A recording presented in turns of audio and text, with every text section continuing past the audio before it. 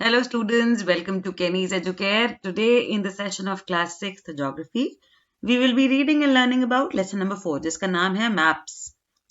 Maps क्या होते हैं, कैसे होते हैं? कई बार आपने उसकी इमेज भी देखी होगी, कई बार आपने टीवी में, मूवीज में मैप्स को देखा होगा. And we will be reading everything about maps. कितने टाइप के होते हैं, कौन से स्केल के होते हैं, क्यों पढ़ते हैं हम मैप से, ये सारी चीजें. Okay. So in this chapter, children, we will be reading and learning about the following topics. First will be the introduction of the chapter. ठीक है. उसके बाद हम देखेंगे मैप्स कितने टाइप के होते हैं. How many types of maps are there? ठीक है. Then we will be reading about the components of map कि हम जब मैप स्टडी करते हैं तो उसमें हम कितनी चीजें स्टडी करते हैं और उसके मेन components क्या क्या होते हैं. फिर मैप के ही रेफरेंस में हम पढ़ेंगे कि स्केच क्या होता है और वो मैप से कितना डिफरेंट या कितना सिमिलर होता है. And then we will be reading about a plan. Plan भी एक चीज होती है जो कि हम चैप्टर में जानेंगे कि क्या होता है. Okay, so let's get started with the chapter now. Starting the chapter with the introduction. तो देखो क्या होता है. The globe has limitations. आपके पास कई बार आपने स्कूल्स में भी रखा हुआ देखा होगा, एक ऐसे ग्लोब सा होता है, है ना, एक सर्कल सा होता है अर्थ का बना हुआ, और कई ऑफिसेज में, स्कूल्स में रखा होता है ये ग्लोब, है ना. और इस पे पूरा अर्थ आपको दिख रहा होता है कि एक्चुअल में अर्थ कैसा दिखता है और कौन कौन से कॉन्टिनेंट्स, कौन कौन सी कंट्रीज हैं उस पे दिख रहा होता है. दो बहुत क्लियरली नहीं दिख पाता क्योंकि एक ही सर्किल में एक वो बॉल जैसा होता है. उस बॉल में आपको कितना दिखेगा, है ना. I show you an image of globe, don't worry. उस ग्लोब में आपको बहुत ज्यादा डिटेल नहीं दिख पाती है ना. इस वजह से हम मैप्स स्टडी करते हैं. Globe has limitations. A globe can be useful when we want to study the earth as a whole, but when we want to study only a part of the earth, right. A map is a representation or a drawing of the earth's surface or a part of it drawn on a flat surface according to a scale. वैसे तो globe बहुत useful होता है only when we have to study the earth as a whole, but अगर हमें अर्थ का कोई part study करना है तब ग्लोब उतना यूजफुल नहीं होता. ठीक है, क्योंकि ग्लोब में उतनी डिटेल्स नहीं लिखी होती, प्लस क्लियरली इतना दिख भी नहीं रहा होता है. इसलिए we rely on maps. And what is a map? Map is a representation और a drawing of the earth surface.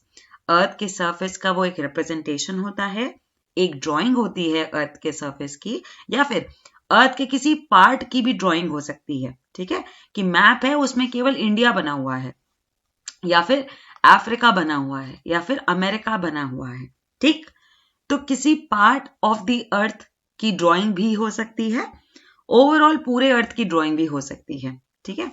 अच्छा, डिफरेंस ये है कि आप जब ग्लोब को देखोगे तो आपको पता चलेगा कि अर्थ एक्चुअल में इज ऑफ अ जॉइड शेप, एक सर्कुलर शेप में दिखता है, एक स्फेरिकल, नॉट सर्कुलर बट एक स्फेरिकल शेप में दिखता है अर्थ, राइट.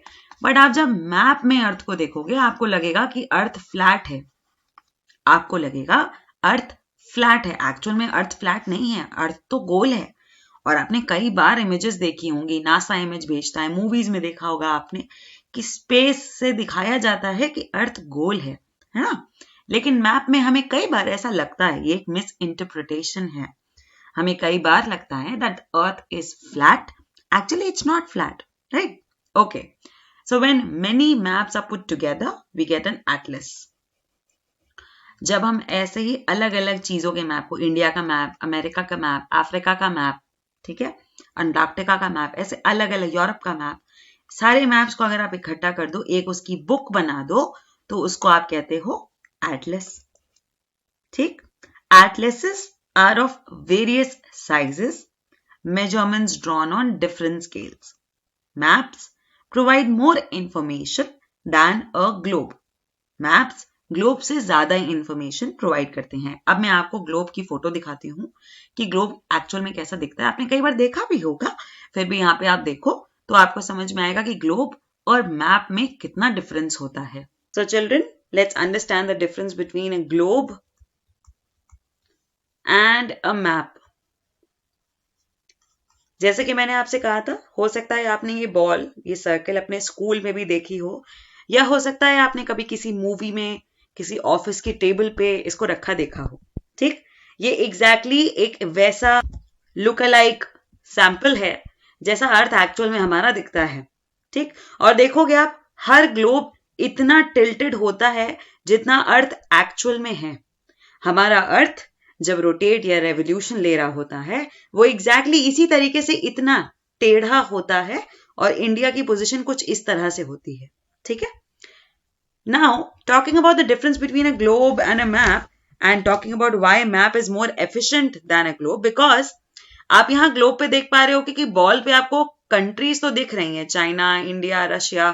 ठीक है, पर अगर आप घुमा के देखो, क्या आपको यूरोप की कंट्रीज दिख रही होंगी जितनी मैप पे क्लियरली दिख रही हैं? क्या आपको इंडिया की एक एक स्टेट क्लियरली दिख रही है जितनी मैप पे क्लियरली दिख रही हैं? No, right? एंड इसी वजह से maps are more important, efficient, useful than a globe. Earth की अंडरस्टैंडिंग के लिए कि अर्थ कैसा दिखता है, इसके लिए globe is good, but to know about more and more details about a place or a country or a region of the world, you need a map. किसी रीजन की स्पेसिफिक स्टडी करने के लिए हमें मैप की जरूरत पड़ती है, क्योंकि मैप में डिटेल्स ज्यादा अच्छे तरीके से दी होती हैं। ठीक है, क्योंकि वो एक पेपर पे बना होता है।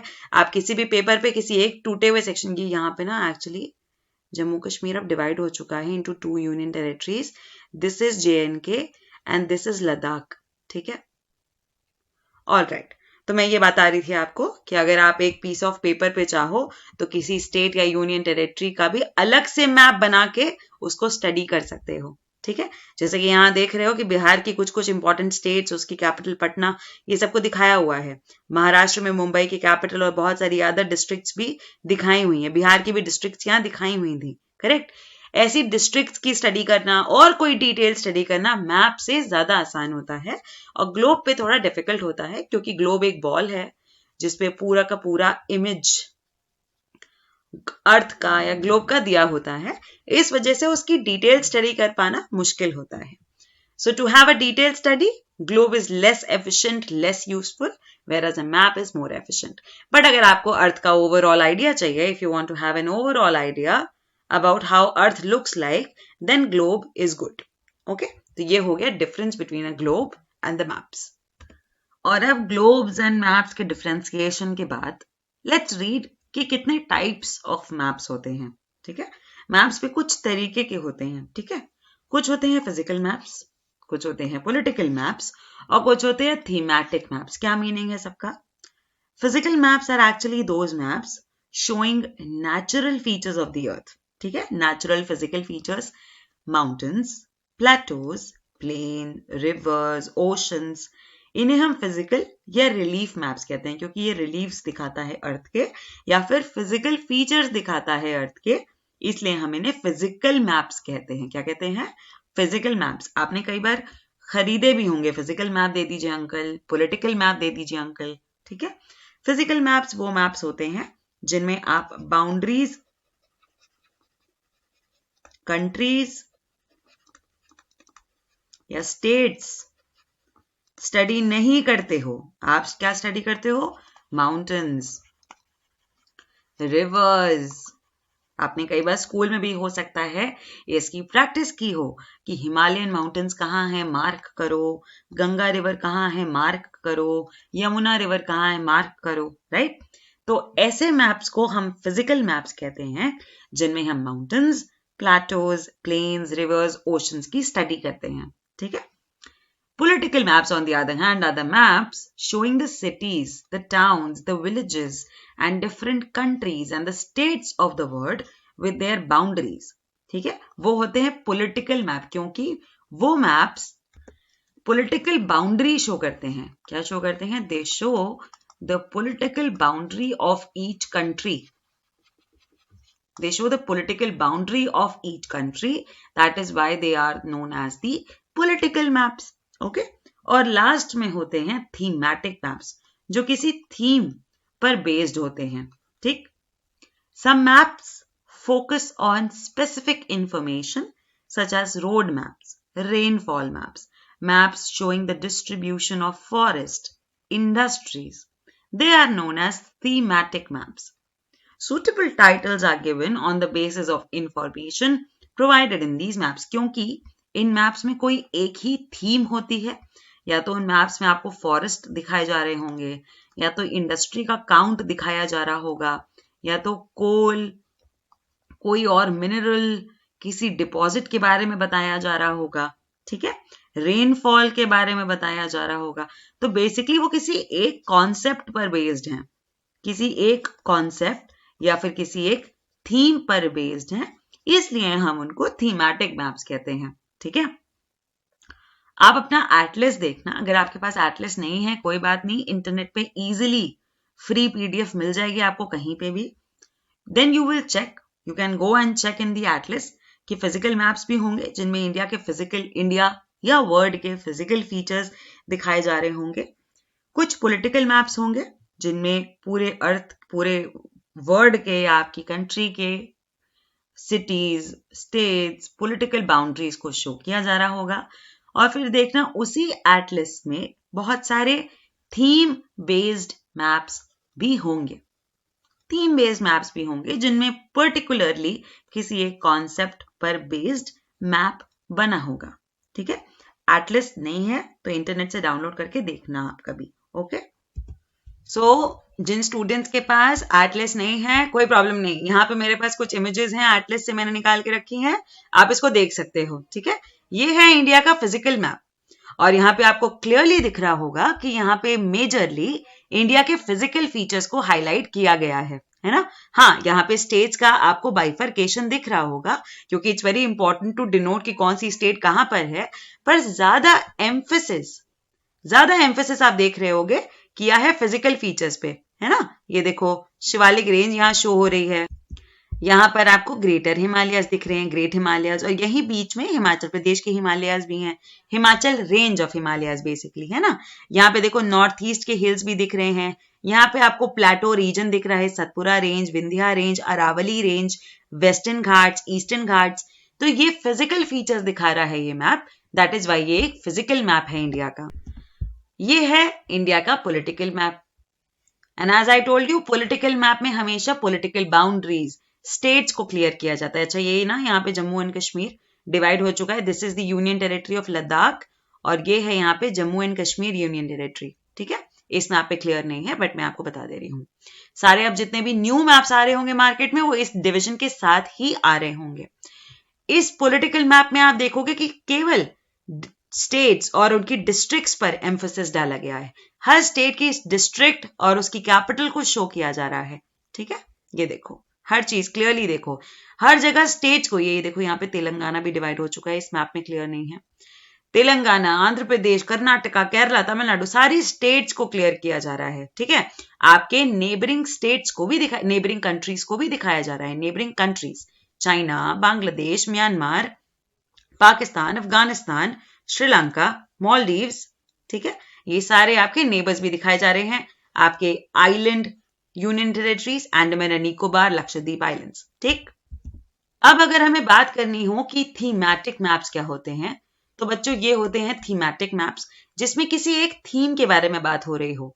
ना फिजिकल फीचर्स दिखाए जा रहे हो, ना ही पॉलिटिकल फीचर्स दिखाए जा रहे हो, कोई थीम दिखाई जा रही हो. जैसे यहाँ पे इंडिया की हेरिटेज दिखाई जा रही है इस मैप पे.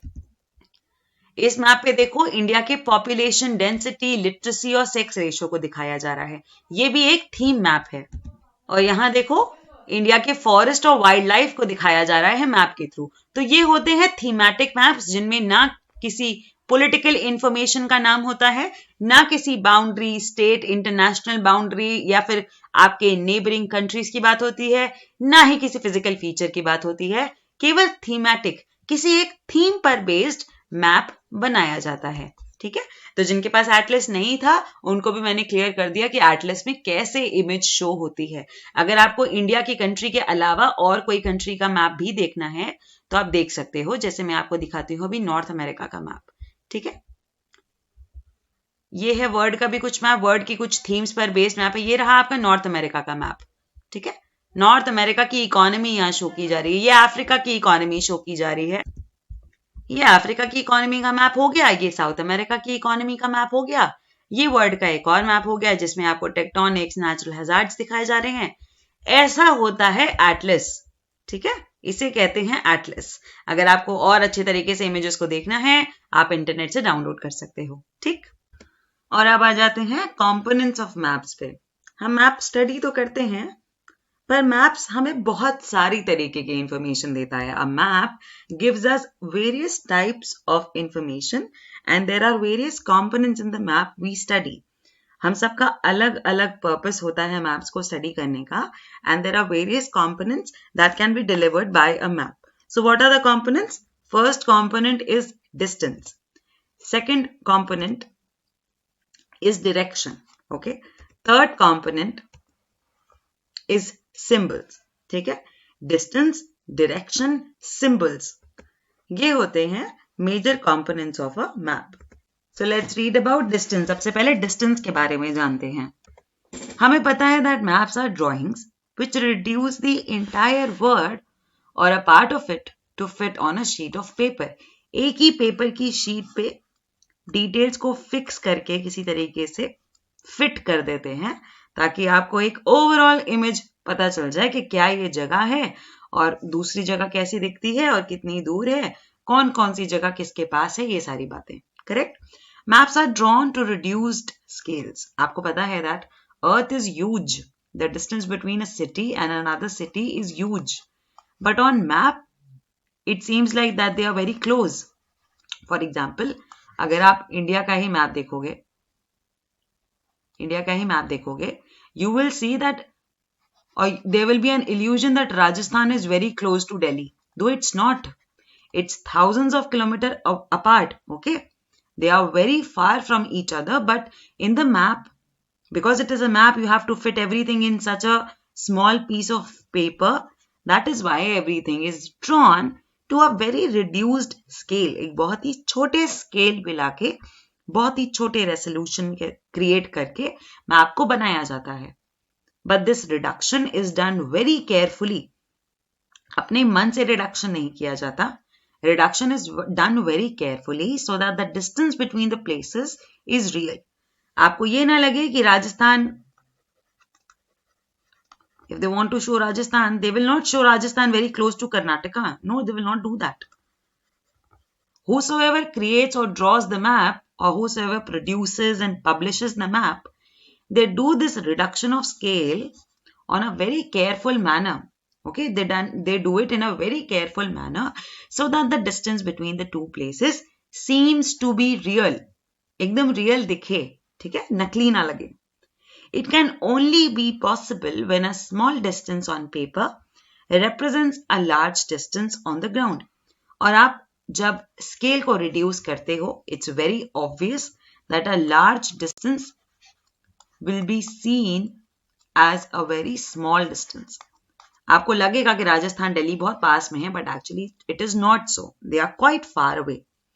Therefore, a scale is chosen for this purpose. एक particular scale को choose किया जाता है, ठीक है, एक purposefully created scale है जिसकी help से all the map creators use this scale so that they can reduce the scale, yet they have to create a map which seems very real. They have to create the distance between two places which need to be seen very real. Okay? अच्छा, अब ये scale में बार बार बोले जा रही हूँ, ये scale है क्या? ये स्केल आपका वो स्टेशनरी वाला स्केल नहीं है जिसपे सेंटीमीटर्स एंड इंचेस ड्रॉन होते हैं. No no no, it's not that scale. Scale is the ratio between the actual distance on the ground and the distance shown on the map. ये ground लिखा हुआ है, ठीक है, ग्राउंड. ओके, स्केल क्या होता है? Scale is the ratio between the actual distance on the ground and the distance shown on the map. Map में क्या डिस्टेंस शो किया जा रहा है और एक्चुअल में कितना डिस्टेंस है, इसके रेशो को हम स्केल कहते हैं, ठीक है. And all the map publishers use this scale to create a map so that it seems to be very real and authentic. Okay, large areas like continents or countries are to be shown on a paper then we use a small scale. ये हो गया आपका small scale map. जब आपको पता है that एक piece of paper में, ये एक पेपर है और इसी पेपर में आपको पूरा वर्ड शो करना है, then what we do, what these map publishers do, ये लोग क्या करते हैं, पूरे मैप को एकदम छोटे छोटे स्केल पे, देखो इन्होंने नॉर्थ अमेरिका की बाउंड्री एग्जैक्टली वैसे बनाई है जैसे वो नॉर्थ अमेरिका की बाउंड्री एक्चुअल में है, एकदम रियल बाउंड्री बनाई है, पर स्केल को रिड्यूस कर दिया है, साइज को रिड्यूस कर दिया है। इंडिया को देख लो आप, बिल्कुल वैसे ही बाउंड्री बनाई है जैसे एक्चुअल में वो दिखती है, बस स्केल को रिड्यूस कर दिया है। तो क्या होता है, whenever we need to show large areas like the continents, the countries, then we show it on a paper using a small scale. Ratio जो है ना उसको हम स्मॉल कर देते हैं, that means actual is to the map distance, दोनों का जो रेशो होता है जिसे हम स्केल कहते हैं, एक स्मॉल स्केल यूज किया जाता है। For example 5 centimetre on the map shows 500 kilometre of the ground, तो दैट मीन्स यहां पर जो आपको 5 सेंटीमीटर का डिस्टेंस दिखाएगा एक्चुअल में वो 500 किलोमीटर्स होगा। यही रेशो है, यही स्केल है ना। मैप पे क्या दिखाया जा रहा है और एक्चुअल में क्या है, इसी के रेशो को स्केल कहते हैं, ठीक है। सो जब लार्ज एरिया को दिखाना होता है तब हम स्मॉल स्केल यूज करते हैं, okay. But when a small area like your village और your town has to be shown on a paper, then we use a large scale, that is 5 centimeter on the map shows 500 meters only, ठीक है। यहाँ पे metres का comparison आ गया, यहाँ पे जो रेशो है वो बड़ा हो गया, ठीक है, रेशो जो है वो ratio increased, alright. It is called a large scale map, और ऐसे मैप्स, ऐसे स्केल्स को, ऐसे स्केल वाले मैप को लार्ज स्केल मैप कहा जाता है, जहां पे बहुत ही बड़ी तरीके से इमेज शो की जाती है, जहां पे जो रेशो का गैप है वो बहुत कम होता है, 5 सेंटीमीटर इक्वल्स टू 500 मीटर्स होता है। और स्मॉल स्केल मैप वो होता है जिसमें बहुत ज्यादा ही गैप हो, बहुत ज्यादा ही डिफरेंस हो, रियलिटी में वो 500 किलोमीटर दूर है कोई जगह, पर आपको मैप में 5 सेंटीमीटर दूर दिखाई दे रही है, ठीक है। जो गैप होता है वो कुछ ज्यादा ही हो जाता है, तब हम स्मॉल स्केल मैप कहते हैं। पर जब जो गैप है वो बहुत कम होता है तो उसे हम लार्ज स्केल मैप कहते हैं। और कभी भी हमें बड़ी चीज को छोटे से पेपर में दिखाना है तो हम स्मॉल स्केल यूज करते हैं, और जब हमें कोई एक small area, small village, small town दिखाना है तब हम लार्ज स्केल मैप का यूज करते हैं। लार्ज स्केल मैप और स्मॉल स्केल मैप, इन दोनों के बीच का यहाँ डिफरेंस भी आपको बताया गया है। Large amount of details are available on a large scale map. Large scale map में बहुत सारी डिटेल होती है, कौन सा गांव है, उसके आसपास के टाउन्स कौन कौन से हैं, कौन कौन सी शॉप्स है नियर बाय, कितना डिस्टेंस है, कौन सी नदी, कौन सा पॉन्ड, कौन सा लेक, कौन सी रोड, कौन सा हाईवे जा रहा है वहां से, सब कुछ दिखता है, okay. But a large scale map can only show small area. एक लार्ज स्केल मैप केवल छोटे से एरिया को दिखा सकता है, क्योंकि अगर आप लार्ज एरिया दिखाओगे, हमने पढ़ा भी है कि देखो अगर आपको लार्ज एरिया दिखाना है तो आपको फिर स्मॉल स्केल मैप यूज करना पड़ेगा, फिर आप इतने से मैप पे सब कुछ नहीं दिखा पाओगे, है ना। Whereas on the small scale map very small amount of detail is available. अब जैसे इसी में देख लो, ये एक स्मॉल स्केल मैप है, this is a small scale map. आपको यहाँ कॉन्टिनेंट्स तो दिख रहे हैं, north America, south America, Africa, Asia, Europe, Australia, आपको कॉन्टिनेंट्स दिख रहे हैं, पर क्या एक एक कंट्री बहुत क्लियरली दिख रही है? नहीं दिख पा रही है, राइट। वो इसलिए क्योंकि लार्ज एरिया शो करने के लिए हमें स्केल को छोटा करना पड़ा था, जिसकी वजह से it became very difficult to show all the areas, and that is why small scale maps have small amount of detail, whereas the large scale map shows large amount of details, ठीक है। ये हमने difference पढ़ लिया। Small scale map shows small amount of detail, whereas large scale map shows large amount of details, ठीक। तो ये हो गया आपका डायरेक्शन दिखाने का तरीका आप डायरेक्शन शो डिस्टेंस दिखाने का तरीका, आप डिस्टेंस शो कर देते हो. अगर एरिया बड़ा है then you use a small scale map, but अगर एरिया छोटा है then you use a large scale map giving a lot of information. Okay. और फिर हमने इसमें ये भी पढ़ा कि स्केल क्या होता है. Scale is the ratio between the distance shown on the map with reference to the actual distance on the ground. Coming on to the second very important component of a map, which is direction. Direction ही नहीं पता चलेगी तो क्या फायदा map का, right? Most maps contain an arrow marked with the letter N at the upper right hand corner. This arrow shows the north direction और इसे ही हम north की line कहते हैं. 4 ऐसे ही major directions होते हैं, north, south, east, west, जिन्हें हम कार्डिनल पॉइंट्स कहते हैं. ठीक है. कार्डिनल मतलब इंपॉर्टेंट या चीफ या मेन पॉइंट्स. तो मेन पॉइंट्स क्या होते हैं? North, south, east and west. कई बार आपने सुना होगा नॉर्थ, साउथ, ईस्ट, वेस्ट. ये होते हैं चीफ डायरेक्शंस. और इसके अलावा बताए गए सारे डायरेक्शंस इंटरमीडिएट डायरेक्शंस होते हैं. ठीक है. तो इंटरमीडिएट डायरेक्शंस कौन से हो सकते हैं? North east, south west, north west. अब आप कहोगे east north, east south, west north क्यों नहीं होता? आपको बोलना है तो बोल लो, पर लिखने का सही तरीका यही होता है, क्योंकि अगर आप साउथ वेस्ट बोलो या वेस्ट साउथ बोलो एक ही बात है. नॉर्थ वेस्ट या वेस्ट नॉर्थ एक ही बात है. बट हम जनरली हर चीज की शुरुआत नॉर्थ या साउथ से करते हैं, इसलिए हम इसी तरीके से इंटरमीडिएट डायरेक्शंस को लिखते हैं. ठीक है. So directions are also a very important component of a map, क्योंकि अगर आपको डायरेक्शन पता होगी तो ही आप किसी भी पाथ को फॉलो कर पाओगे या अपने रूट्स को डिमार्केट कर पाओगे.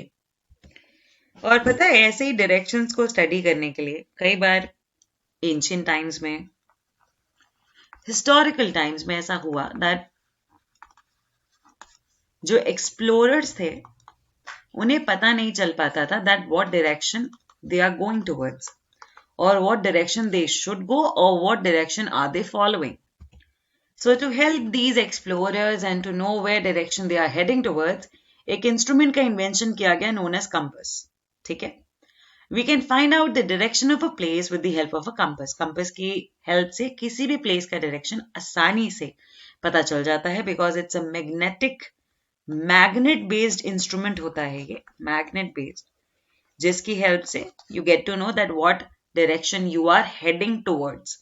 All right, so that you can know that where you should go, where you want to go. It is an instrument used to find out main directions. ठीक है. केवल cardinal directions बताने के काम आता है. Its magnetic needle always points towards north south direction. अगर आप कंपास को देखो, आजकल तो मोबाइल फोन्स में भी एक एप्लीकेशन होता है कंपास के नाम से, हमेशा ही नॉर्थ साउथ को डिनोट कर रहा होगा, और आप जैसे ही इसे मूव करोगे, फ्लक्चुएट करोगे, then it will show you the real position where you are heading towards, where you are standing and wherever you want to go. ठीक है. ये हमेशा नॉर्थ साउथ डायरेक्शन में होता है. फिर आप इसको जब फ्लक्चुएट करते हो, इसको मूव करते हो, when you move it then you get to know your real direction. Alright. तो ये हो गया एक इंस्ट्रूमेंट जिससे डायरेक्शंस का बहुत आसानी से पता चल सकता है. ठीक है. If you are curious then you can see the application of compass. अगर किसी के पास रियल में कंपास है, आप देखना कैसे यूज किया जाता है कंपास को. If you do not have a real compass then you can switch to any mobile phone if you have that application. If you don't have, it's okay. But if you have, go check that application out and then you can see how the compass really works. Okay, but only in your free time. पढ़ाई के time पे नहीं, only in your free time you can go and check out what a compass looks like and how it works. Third, सबसे important component जो map का होता है वो होते हैं symbols. Symbols, let me tell you, बहुत important हैं, क्योंकि कई बार ऐसा होता है that you have just one paper और उस पे इंडिया एज ए कंट्री बना हुआ है. Please don't mind my drawing. ठीक है. इंडिया बना हुआ है. This is not the map of India. मैंने बस यूं ही ड्रॉ किया है. And you have to show mountains, you have to show plateau, you have to show some city, you have to show some industry. कुछ भी आपको show करना है उस मैप पे. एंड ऑब्वियसली इतने से पेपर पे आप सब कुछ लिख नहीं सकते. You can not right each and every detail on this map. So what you do is you use symbol. So you use triangles for the mines, square for the industry, a dot for a city. These are not rules. I'm just telling you an example कि मान लो आपको कुछ cities mark करनी है तो आपने वहां dot लगा दिया, और आपको कुछ coal mines show करनी है तो वहां पे आपने triangle बना दिया, और आपको कुछ industry show करनी थी तो वहां पे आपने square बना दिया. और फिर मैप के नीचे आपने ये सिंबल्स क्लियर भी कर दिए. That dot stands for cities, triangle stands for mines, and this square stands for the industry. ये होता है symbol. It is a very important component of a map. It is not possible to draw on a map the actual shape and size of different features such as buildings, roads, bridges, trees, railway lines, or a well. So they are shown by using certain letters, shades, colors, pictures and lines. क्योंकि ये बहुत difficult बात है कि आप उस map पे सारी बिल्डिंग्स को ड्रॉ कर पाओ, सारी रोड्स को इतना ड्रॉ कर पाओ. That is why you use symbols. You use some letter, some shade, some colour, some picture और सम लाइन. किसी भी तरीके से आप सिंबल को बना सकते हो. These symbols give a lot of information in a limited space.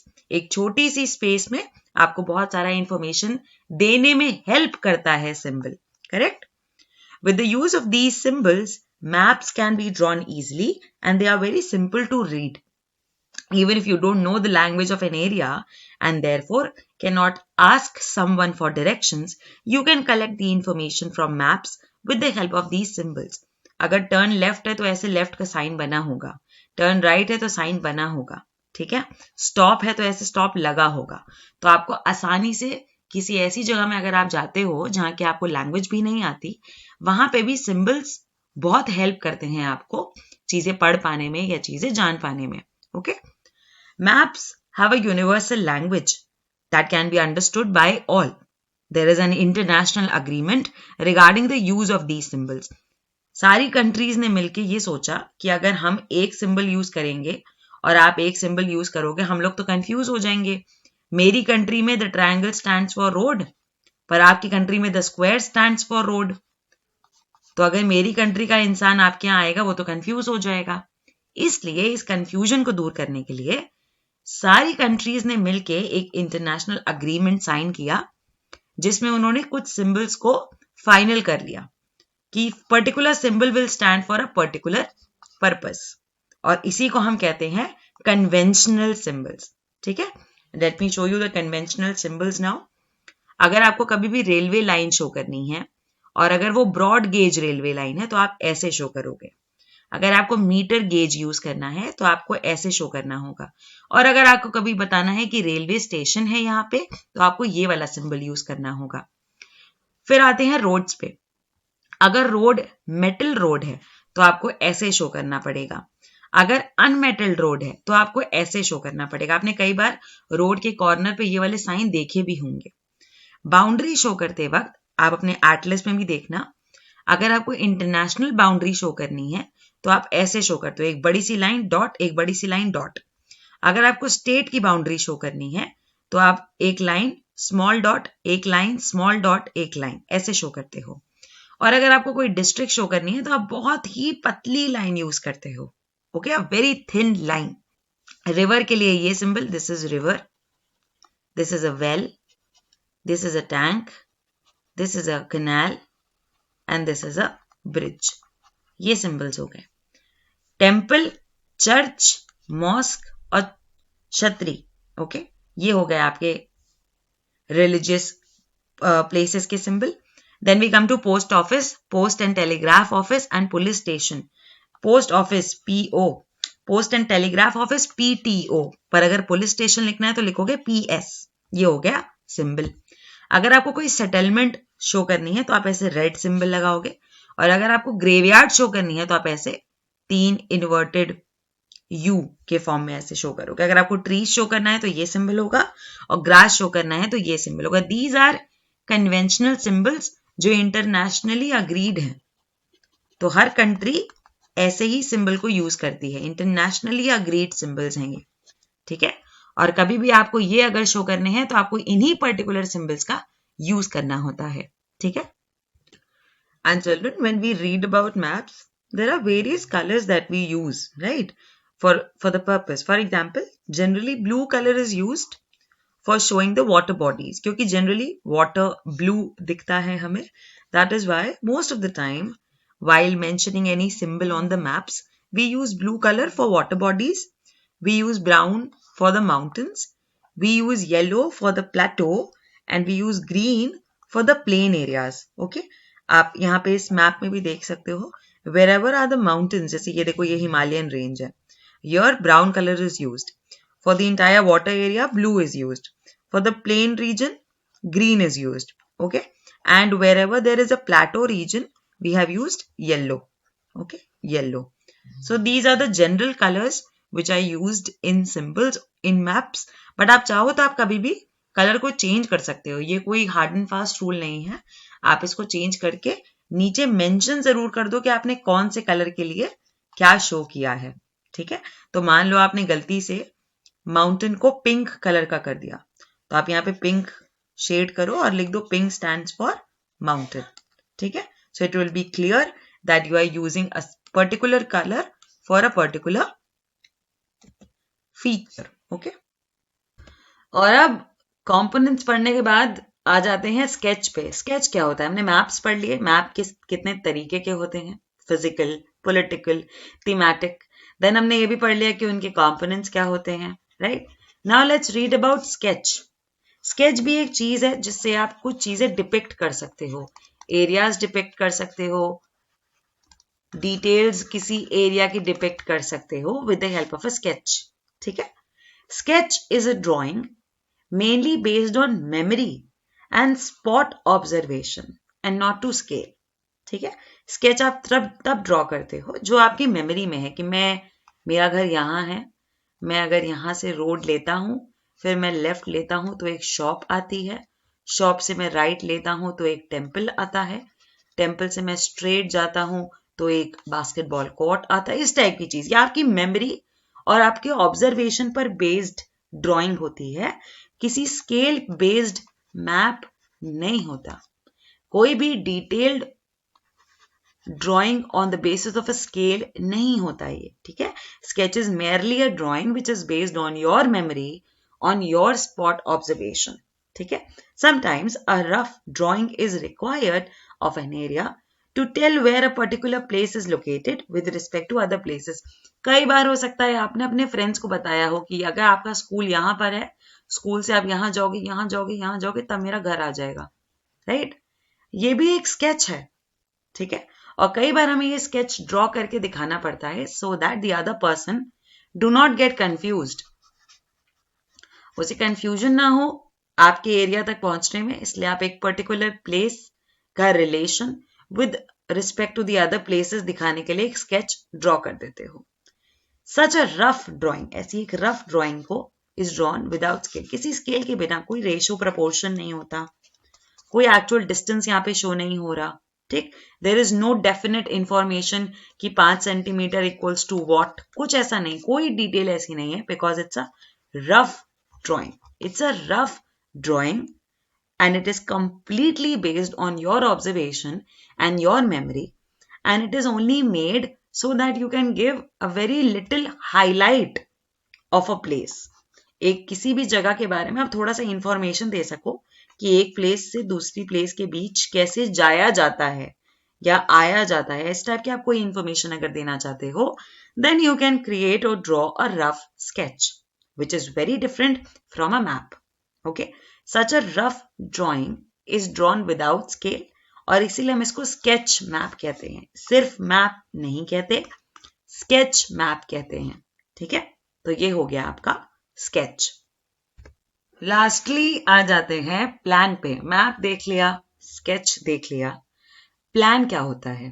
देखो, प्लान एक ऐसी ड्राइंग है जिसमें आप बहुत ही स्मॉल एरिया एक लार्ज स्केल पे दिखाने की कोशिश करते हो, पर वो सिर्फ एक प्लान होता है, ठीक, कि शायद ऐसा कुछ होने वाला है या ऐसा कुछ हो सकता है. A large scale map gives you a lot of information, but there are certain things which we may sometimes want to know. For example, the length and breadth of a room, which can't be shown in a map. हम जानना चाहते हैं कि अगर हमारा कोई room बन रहा है या अगर ऑलरेडी कहीं पर रूम है तो वो कितना बड़ा है ना, या फिर कहीं जाने का रास्ता कैसे है, इस टाइप की चीजें प्लान से डिस्क्राइब की जा सकती हैं. ठीक है. अगर आपने कभी कोई आर्मी बेस्ड मूवी देखी हो, उसमें आपने देखा होगा कि कैसे आर्मी यूनिट के लोग एक बहुत बड़ा सा मैप लेके आते हैं, लेकिन उसमें बहुत ही छोटा सा एरिया बहुत ही डिटेल में लिखा होता है.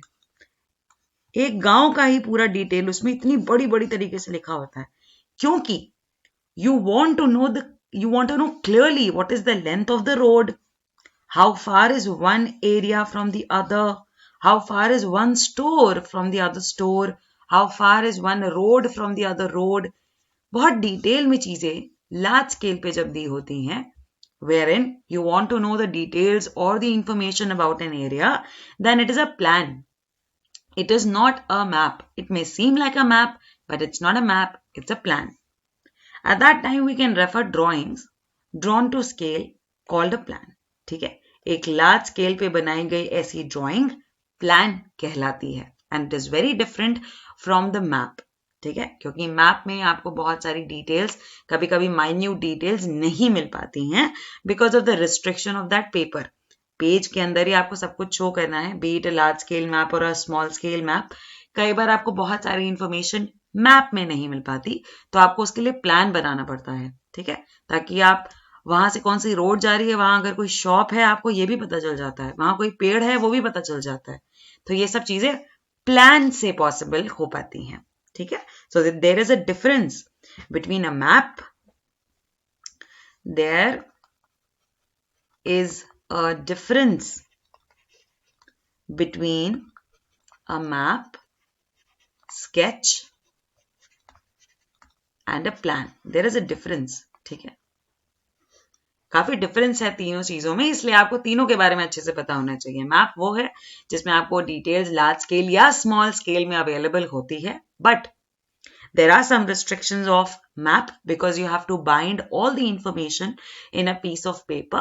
That is why various times very minute details are not available, whereas plan gives you that benefit of giving the minute details of a very small area. Now main point यह है कि plan हमेशा किसी small area का ही बनेगा. Simple सी बात है, ये रूल है. If you want to make a plan, you have to be very considerate about a small area. आप large area का plan नहीं बना सकते, then you need a map. But if you want to know the details, if you want to draw and describe the details of a small area, then you should rely on a plan. ठीक है, तो यहां पर हमारा ये chapter खत्म होता है.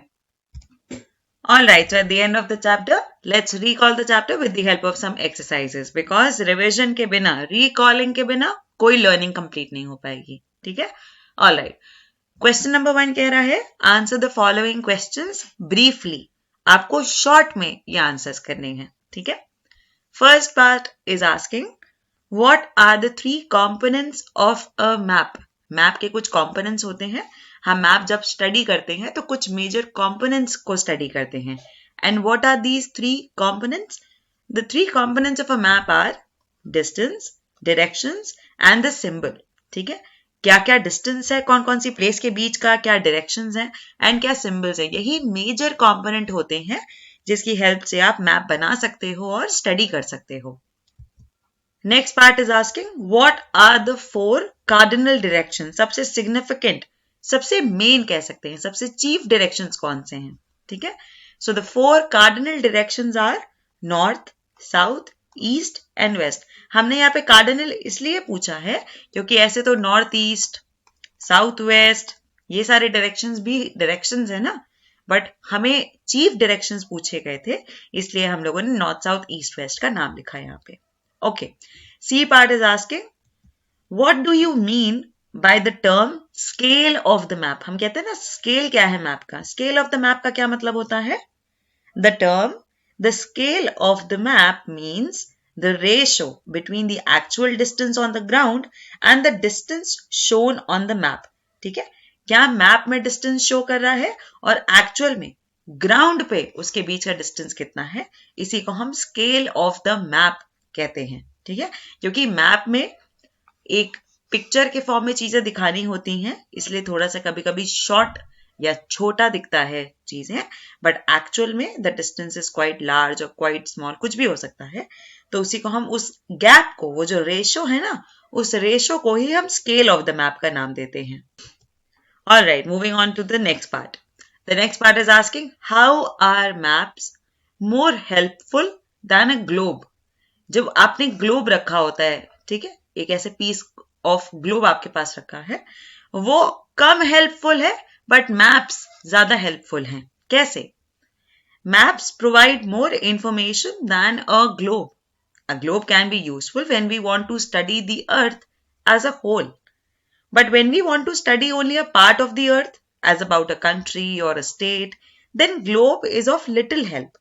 In such a situation, only maps are useful. For example, अगर आपको जानना है कि अर्थ दिखता कैसा है, रेवोल्यूशन रोटेशन कैसा है, कौन से कॉन्टिनेंट कहाँ पर हैं, ठीक है, ये सारी चीजें जब आपको देखनी होती है तो आप ग्लोब से स्टडी कर सकते हो. आपको क्लियरली दिख रहा होता है ग्लोब पे सब कुछ, ठीक. बट अगर आपको स्पेसिफिक स्टडी करनी है, स्पेसिफिक या कोई डिटेल्ड स्टडी करनी है, तब आपको मैप्स की हेल्प लेनी पड़ती है. क्यों? क्योंकि ग्लोब में सारी कंट्रीज का नाम बहुत क्लियरली नहीं दिख रहा होता. डिस्ट्रिक्ट्स, स्टेट्स, रिवर्स, ये सारी चीजें इतनी क्लियरली नहीं दिख पाती हैं, इसलिए maps are more helpful than a globe. Okay. E part is asking, distinguish between a map and a plan. Map और प्लान दोनों में फर्क क्या है? देखो, ये हमने चैप्टर में पढ़ा भी था, पर यहाँ पे हमने पॉइंट्स को जॉट डाउन कर दिए हैं. देखो, मैप क्या होता है? We can study a part और whole of the earth with the help of a map. आप मैप की हेल्प से पूरी वर्ल्ड के बारे में भी पढ़ सकते हो. हालांकि मैप एक पिक्चर के फॉर्म में चीजें दिखाता है, तो कई बार आपको ऐसा लगता है कि अर्थ फ्लैट है, पर ऐसा है नहीं. अर्थ तो राउंड है, ओवल शेप में है ना, जियोइड शेप है उसका, इसलिए हम लोग को कभी कभी ऐसा लग सकता है कि अर्थ फ्लैट है, बट ऐसा होता नहीं है. हालांकि मैप से फिर भी होल ऑफ द अर्थ या पार्ट ऑफ द अर्थ की स्टडी की जा सकती है. Whereas a plan is a detail of drawing of small areas. छोटे छोटे एरिया की ड्रॉइंग करके, आपने कई बार आर्मी मूवीज में देखा होगा, आर्मी बेस्ड अगर कोई मूवीज देखी है आपने, उसमें देखा होगा कि वो किसी स्पेसिफिक एरिया का मैप लेके आते हैं. केवल उस एरिया की स्मॉल डिटेल्स और पूरी पूरी बाउंड्री एंड बॉर्डर्स बने होते हैं. ठीक है, वो एक मैप नहीं बल्कि एक प्लान होता है. वही जो मैप होता है, मैप में तो पूरा अर्थ या अर्थ का कोई पार्ट आप स्टडी करते हो. Map contains a lot of information. वहां पे आपको कंट्री, डिस्ट्रिक्ट, स्टेट्स, रिवर्स और भी बहुत सारे टोपोग्राफिकल इंफॉर्मेशन भी मिलती है. In plan details are given in the form of symbols. पर प्लान में क्या करते हैं हम लोग? सिंबल्स का इस्तेमाल ज्यादा करते हैं. हम प्लान में चीजें बहुत लिखते नहीं है, यहीं पे सारी डिटेलिंग नहीं करते, हम सिंबल्स का इस्तेमाल करते हैं. हम सिंबल्स का इस्तेमाल करते हैं प्लान्स में. Map shows only the very important features of the अर्थ. ठीक है, मैप में तो केवल मेन फीचर्स आपको दिखाए जाते हैं, सारी डिटेल तो नहीं लिखी होती है. A plan can show the length and breadth as well. Plan में तो क्योंकि आप उस स्पेसिफिक एरिया के बारे में स्टडी कर रहे हो, उस स्पेसिफिक एरिया के बारे में स्टडी हो रही है, इसलिए एक एक चीज उस एरिया के बारे में लिखी होती है. ठीक है, so these are the differences between a map and a plan. Map में हम अर्थ का पूरा पार्ट या पूरा अर्थ पढ़ सकते हैं, उसमें बहुत सारी इंफॉर्मेशन होती है, हालांकि केवल इंपॉर्टेंट फीचर्स ही उसमें डिजाइंड होते हैं. प्लान में हम छोटे एरियाज के बारे में डिटेल स्टडी करते हैं और सारी डिटेल्स को सिंबल्स के फॉर्म में रिप्रेजेंट करते हैं. सारी डिटेल्स वहीं पे नहीं लिखते, सिंबल्स का यूज करते हैं. ठीक, और प्लान में उस एरिया की लेंथ एंड ब्रेथ एंड एक एक डिटेल लिखी होती है. So these are the differences between a map and a plan. Moving on to our next question, which map provides detailed information. कौन सा ऐसा मैप होता है जिसमें डिटेल्ड इंफॉर्मेशन होती है? लार्ज स्केल मैप्स, वो मैप्स जो बहुत बड़े बड़े होते हैं. आपने हो सकता है लाइब्रेरीज में या कभी कभी किसी के ऑफिस में भी देखे होंगे. लार्ज स्केल मैप्स लगे होते हैं because they provide detailed information because of the following reason. पहली बात तो large scale maps are drawn on big sized paper, बड़ी शीट्स पे इस्तेमाल किया जाता है उसको। ये A4 A3 ये शीट्स नहीं होती, बड़े बड़े चार्ट पेपर्स पे उन मैप्स को ड्रॉ किया जाता है। ठीक, दूसरी, maps are of very large size, they have more space to depict more information. देखो, डिटेल लिखने को तो आप लिख सकते हो, पर आपको उसके लिए स्पेस चाहिए होती है। आप चाहो तो अपनी मैप में सारी डिटेल लिख सकते हो, लेकिन आपको स्पेस चाहिए होती है, और उस स्पेस के लिए ही लार्ज स्केल मैप्स का यूज किया जाता है।